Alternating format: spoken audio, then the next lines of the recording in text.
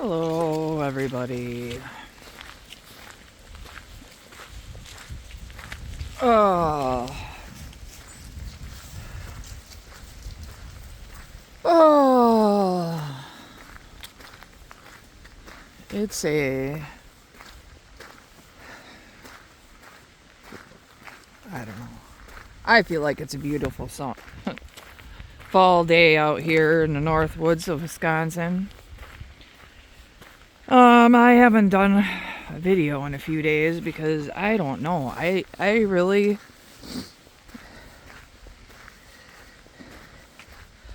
I've been doing a lot of thinking. Last 3 days I've had off and I did nothing with it. I sat at home in quiet. It was all I could do to even push myself to come out here, which I did do. I didn't do it on Sunday. Sunday, I stayed home all day. Or Monday. Maybe it was... No, Monday I did nails. Which... And I don't know. You know, I feel...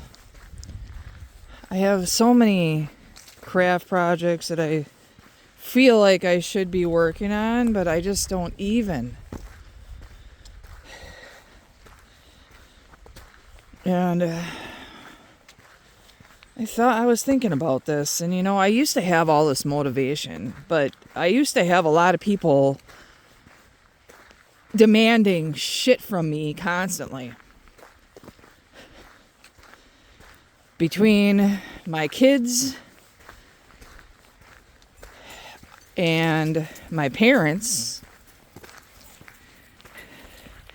I feel like the first 48 years of my life have been nothing but dealing with shit. This is the first time in my life that I can honestly just sit in peace and quiet. I don't have a fucking man annoying the piss out of me, needing things.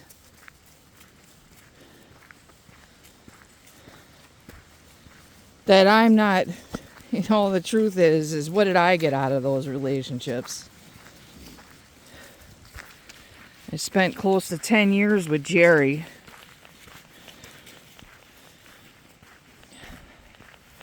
For what? So I could take care of him. You know, we did some traveling and it was a lot. I had a lot on my shoulders then. On my shoulders that he wasn't doing a whole lot to help with. And there was never going to be a ring. But you know, I think to myself, and back then I wanted to go all the time, but honestly, I don't know how much I could really even stand Jerry. And when I have him poking at me and annoying me constantly, need, then yeah.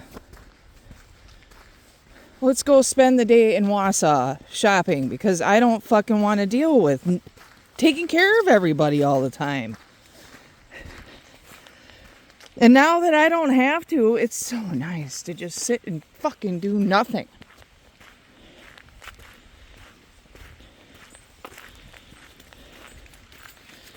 The other thing I wanted to come on and say, and I might do a short little skit for Facebook too, is I know I went on about that former coworker of mine. And you know, after all that's said and done, what I was more angry about is the fact that, you know what, she can do whatever she's gonna do. Because she's gonna anyways. You know, she's gonna do what she's gonna do. It ain't about her. What I was really upset about was my reaction to just back down and not have any self-worth for myself. And to think that I needed to lower my prices just to accommodate. She's got money.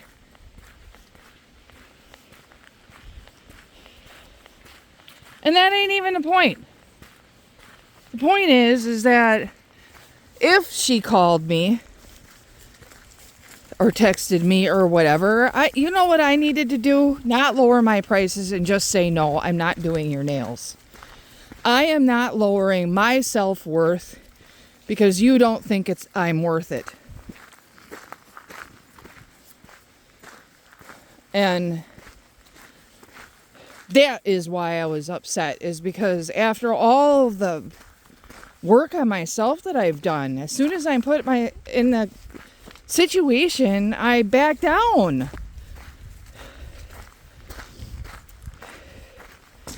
And only part of that can be blamed on the other person. No, they don't need to tear somebody else down, but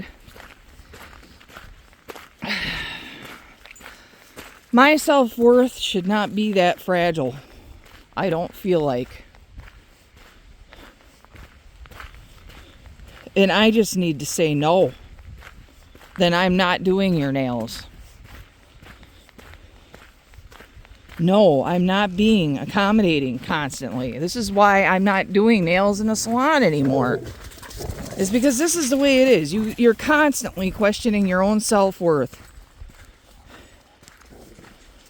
And that's miserable. That's why people get burnt out.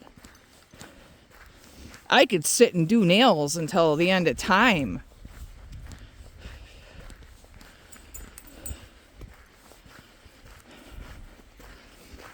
But the hard part about doing nails is thinking these people are your friends when they're really not. They're not. If you're not completely accommodating all the time, they just stop.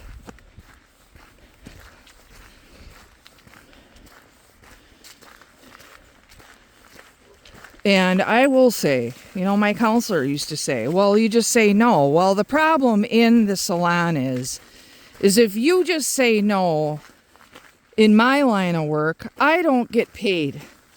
And people spread that shit. And the next thing you know, your reputation is ruined and your whole livelihood depends on that. This isn't counseling. I don't get to say no and get paid anything anyways. That's not how it works. I am constantly at the mercy of whoever is in front of me. And if I piss them off, you run the risk constantly of putting your whole damn business on the line. All because you had self-worth. To me, it is... People are not happy. Let's start with that. People are not happy. And women especially will treat you and manipulate. And I really don't want to keep going on about that. Because that's it. Same with Jerry pulling up in my driveway. He had his motivations, but my self-worth. I felt like he pulled up there just to see how terrible my life is. And my life isn't terrible.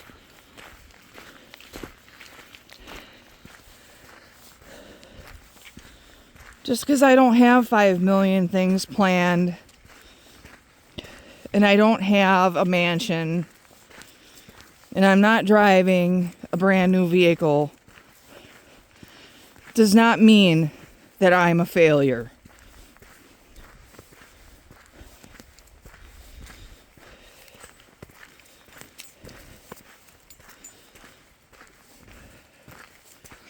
Being single doesn't mean I'm a failure. There's another whole fucking...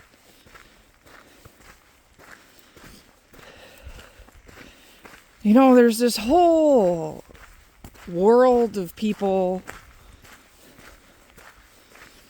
out there. And I feel like about 95% of the population just expects people to have significant others or to be married. And I feel like I have withstood a lot of relationships in the name of the fact that I don't want to be single. I don't want to be seen as single. Because the idea of being alone, you know, when I'm at home by myself, being alone does not bother me. You know, there's times where I wish I had somebody to do something with, but it certainly ain't enough to constitute wanting a relationship. But it's the stigma. Oh, you're alone. You must be unhappy. Now, I don't wish it on anybody. I don't. Because realizing that there's nobody going to be there is probably the worst experience you will ever have in your life. And I think that there's not enough emphasis put on that. You know, everybody makes it sound like it's so liberated. Do I feel liberated now? Maybe. But I wouldn't wish anybody to go through the experience of realizing you're alone. And the people that out there that tell you that you need to learn to be alone, surprisingly, are not the ones who are alone.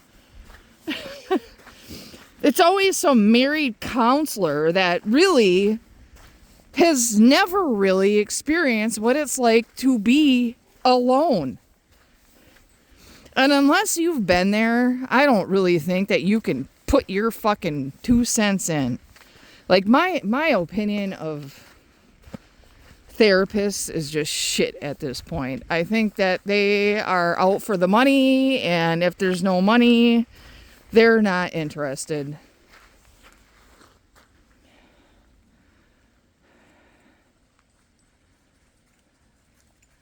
I'm not sure what help it is when you're in crisis to talk to a complete stranger that's never going to talk to you again.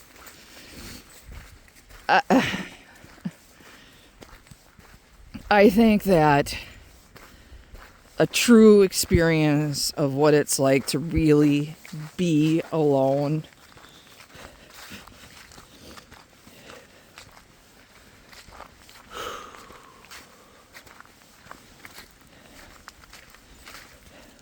when it comes to that subject, I think counselors could just fuck off.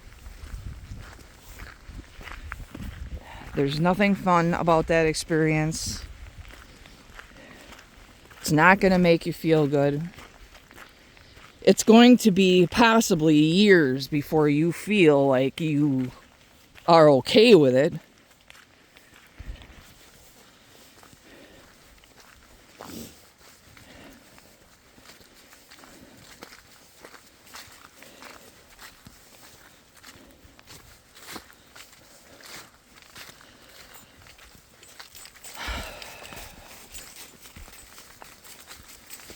But that all being said, I don't even know. I don't even know what being with somebody would even look like. I certainly couldn't come back out here and have somebody walking with me and be able to talk how I want to talk. To be able to run this channel how I want to run this channel.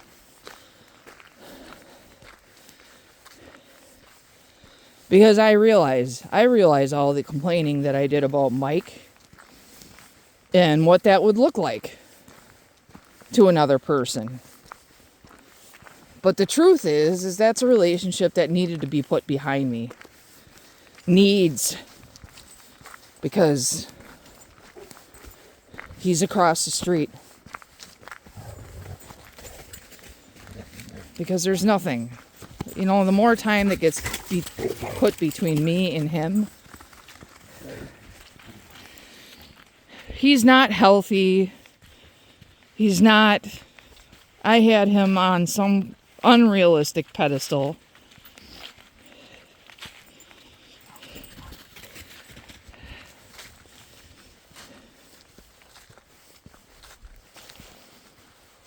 That he does not deserve.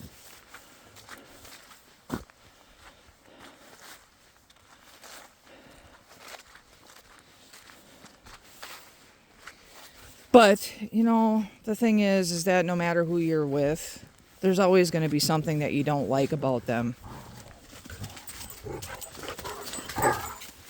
And most people can't handle the criticism. I mean, I could name a few different things that made that relationship just wrong.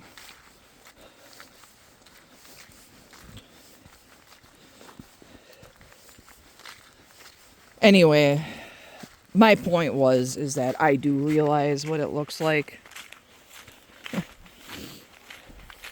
I don't feel like, because I was watching on YouTube and one dude made a comment about how, the more back-to-back ranting you do with these videos posted online, why people do that is because they are alone. They feel like they have nobody. And the reality is calling some strange person on a hotline is not going to make your anxiety go away. Myrtle Moon, come on.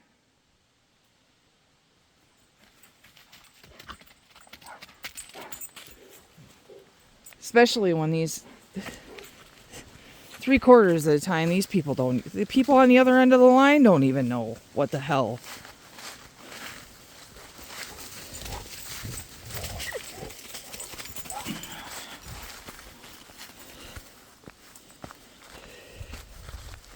And I don't know what the answer is for those people. I don't feel like it's announcing to a hospital that you're suicidal, because you know what they do? They lock you in a fucking room. That's not helpful. If your problem is you don't want to be alone, locking you up in a room somewhere where you are truly alone, because in a hospital, then you are completely cut off. Nobody is going to come. They are going to make sure of that.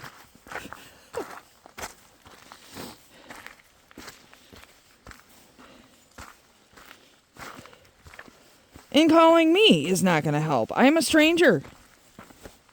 My sister can call me. I'm not a stranger. If more people who are in these people's lives would actually be there for people. But the truth is that if you say that you're feeling suicidal, people get quiet. They don't want to talk to you. They don't want to help. You'll see all over Facebook these people will post, call me if you're in crisis. Call you? What? So I can get silence on the other end of the phone and feel even more stupid than I did before? That's not helping anything.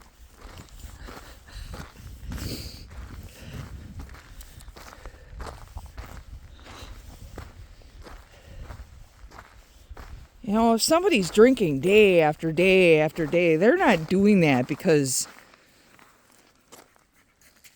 they're doing it because there's something wrong. And they don't feel like anybody understands.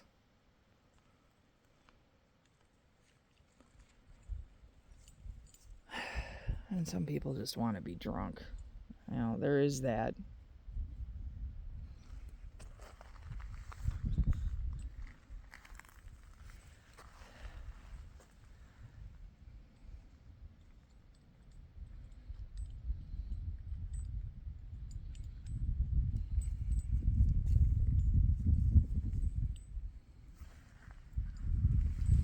But I do these videos because I know what it's like to be locked in one of those rooms.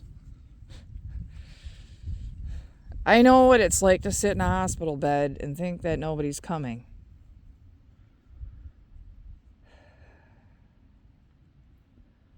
So I can identify. Do I feel like that's where my life is now? No, I don't.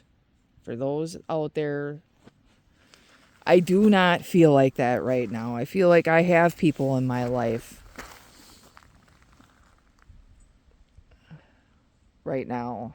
And right now, my outlook on everything is completely different because And is that, are those people in the form of a significant other or a best friend? No. It's my sister and my sister's whole family. And my brother-in-law's family. And these 2 dogs. And my son.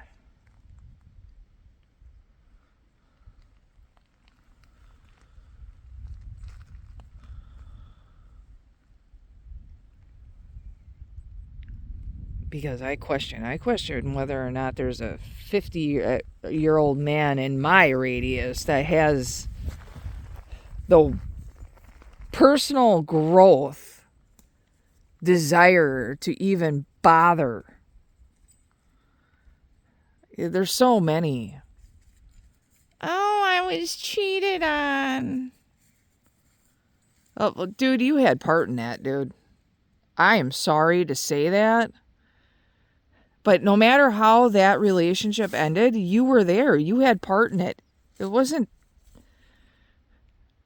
all these bad relationships that I had. I can blame them to a certain extent.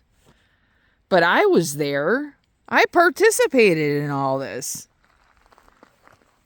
So I am somehow at fault. I stayed. I did things.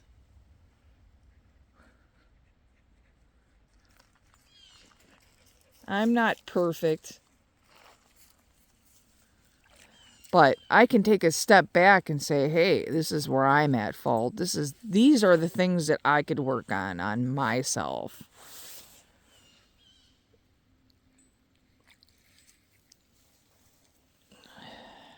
But I don't know. I don't know that there's a 50-year-old guy out there that's capable of a relationship beyond the weather. Before you're hearing something, I'm not ready for a relationship. I'm not looking for a relationship. Oh, so what you're saying is you're here to waste my time and get laid for free. You know what? Find somebody else for that.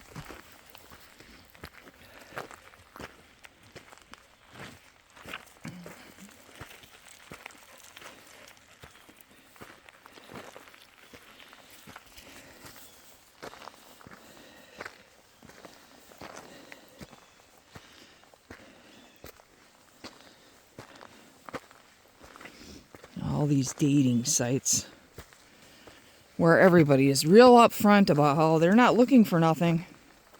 I'm not looking for anything. I'm sorry, then it's wasting my time.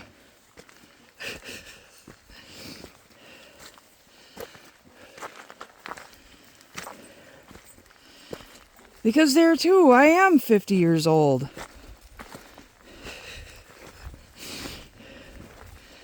I'm not in high school looking to just date and move on.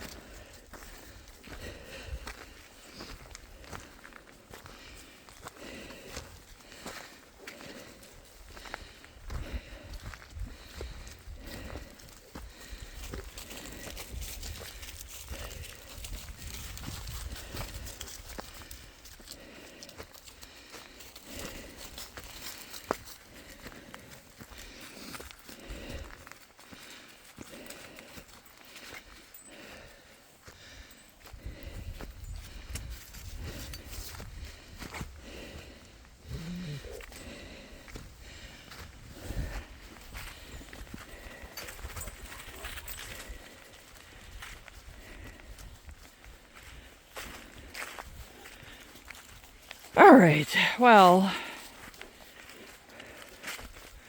trying to think. I did touch on the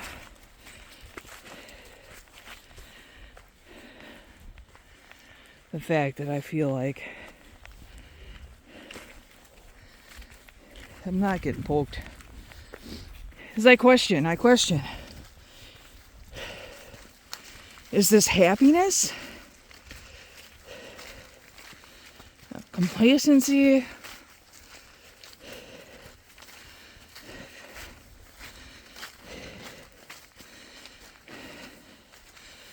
I'm not miserable, but I'm also not, I don't feel the motivation to work on my projects.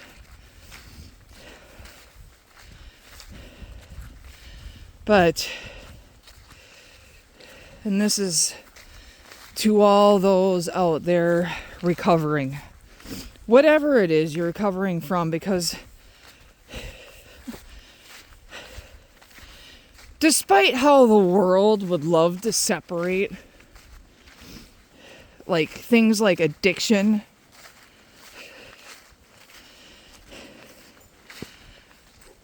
as compared to recovering from a motorcycle accident or exploratory abdominal surgery,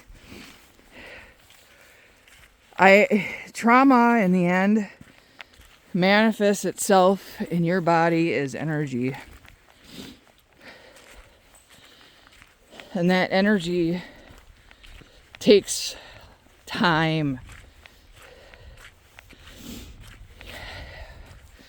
I should look it up. There is a monk on the TED Talks that goes through this whole thing about how you need to make anxiety your friend.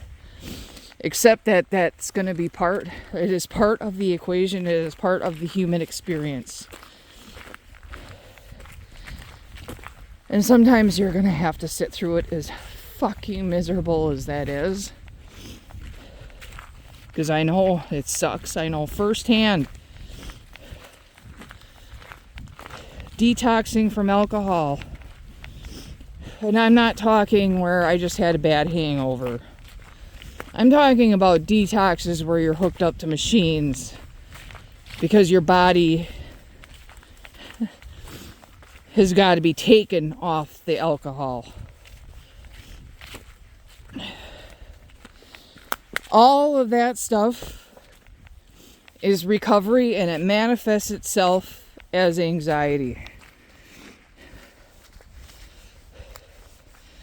And anxiety is really nothing much more than energy. It's energy bouncing around inside your body. If that's how you want to look at it, if that's how I look at it.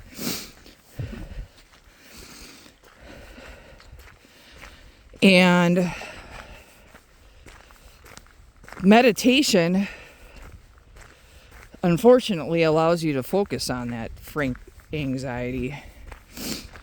But eventually, with practice, long, miserable, breathing practice, eventually you learn to shake hands with that anxiety, and the anxiety isn't scary anymore.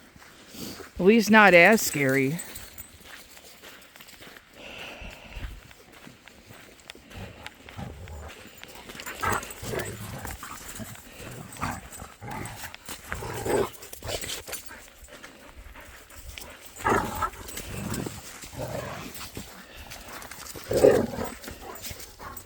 And that takes time. It takes time, a lot of time.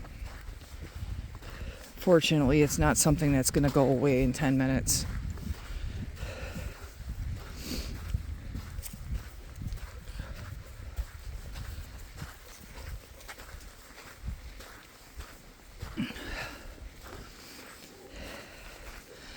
So, with that all being said, everybody hang in there. Hang in there. Just another day.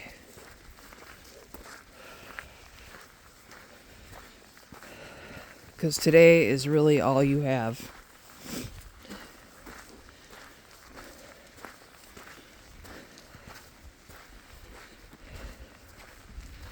It's all any of us have. All of us. The rich,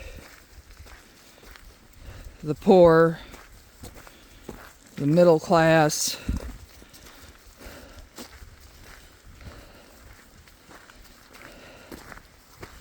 all the, as I've been exploring my Catholic faith,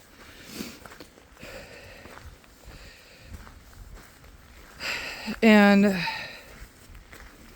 You know, that's a hard journey because Catholic religion is just like every other big box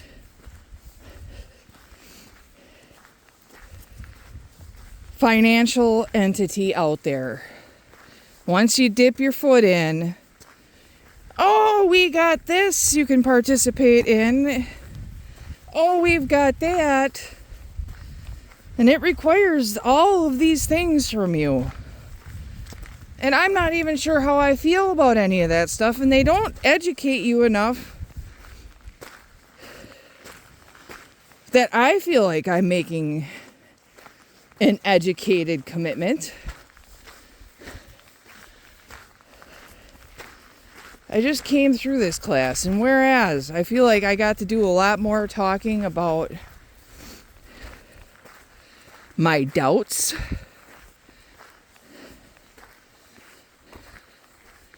in reality, you know, it wraps up with they want some big commitment. And they want you to believe in all of their supernatural. I mean, they actually used that word last night. Monday night, excuse me. Supernatural.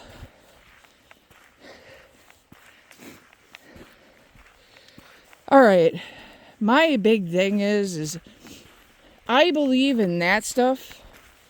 Then how am I not going to believe in all the other crap that's out there?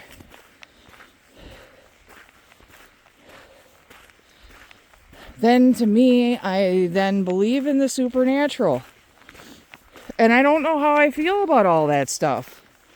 Do I feel like the Bible was written according to things that actually happened? No, I don't. I think they're stories. Guidelines. Because even with the Bible, people treat each other like shit. I can't even imagine what life would be like without it. Because it's a guideline on how to treat each other. There's stories.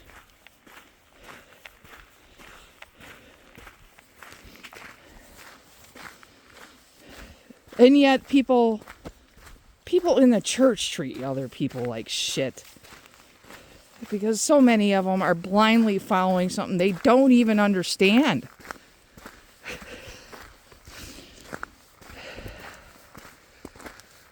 And you know, like meditation, for example. It's through the Catholic religion, because the word meditation doesn't even get really even brought up. I would have never understood any of that if it wasn't for the Buddhist beliefs. So how can I just leave that stuff to the wayside when it was helpful in my life? It is currently helpful in my life. And I really don't even understand what the real difference is between the Buddhist chakras and the sitting in the damn church and getting prayed on. Which, to me, just doesn't even make sense. It isn't even meditation. But whatever. What do I know? I'm just a mere civilian trying to figure it all out. And what I would really like is to sit down with just the Gospels in a group where somebody has actually read and understood some of this stuff, not just read and memorized a bunch of shit. Because, you know, we had one of those in our group. Oh, he memorized a bunch of shit. Good for you. You got a memory. I don't see how that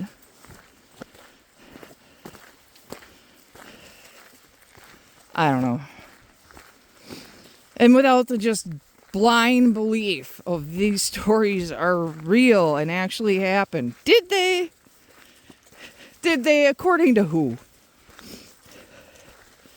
Because I don't know. I am sorry, but the more I get into it, the more it just seems like the best freaking advertising marketing scheme known to mankind.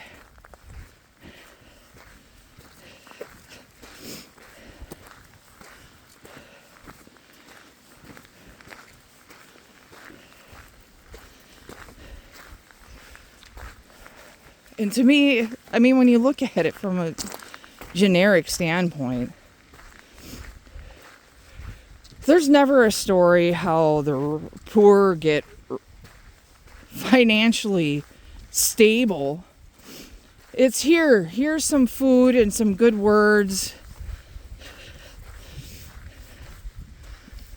And you go ahead with that positive thinking.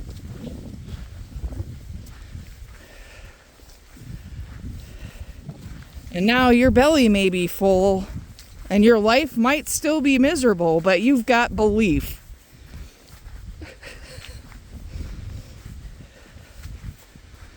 Like Monday night, I am struggling trying to fix my house to keep it from falling down, and they act like giving me this picture is going to help things. I fail to see. But I'm supposed to be eternally thankful because they gave me a picture. And I do. It's a nice picture. Don't get me wrong.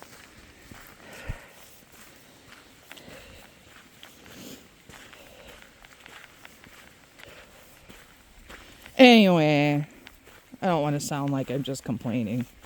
It's just, it's disappointing when I did get so much enjoyment out of this group, only to have it come out with the outcome of they wanted me to make some big commitment.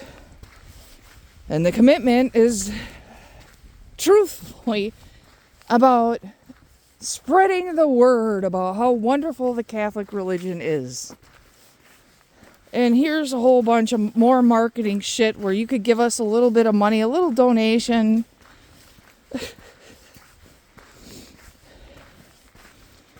Oh my God. Really? It all comes back to give us money, give us money. Your life will be wonderful if you just believe. But am I downloading the material? Yes. Most of it is relatively free. And I would like to know more. But I will say, I watched a video about, I forget what the hell her name was. She was a voodoo queen in New Orleans. And she integrated the Catholic religion with the Hindu beliefs, I believe, is really what I don't know, that Creole voodoo, I'm not sure what that is. I don't know enough about it, but I find it interesting that she was, in the end, kind of a folk hero. I don't know how else to word it, because she's not really a hero. They don't paint her out in history as being any kind of hero. But she really was, I think, to a lot of people. I find her very interesting. Marie Laveau, I believe is her name. I can't remember if that's it or not. I know Laveau is it. But anyway, it was a whole video I watched yesterday, a documentary on her life. Somebody who was told she was nuts. And now she's a legend, and you don't know. You don't know. These videos that I do, I probably will never know that these are doing anything for anybody. But anyways, I'm already almost back to my damn car. And I didn't want to do a video the whole time I was walking, but here we are.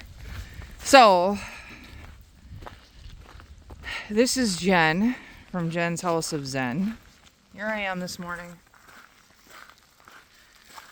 wishing everybody to be kind to each other. Just be kind to each other. Jeez. Anyway, I am doing the best with what I have been given.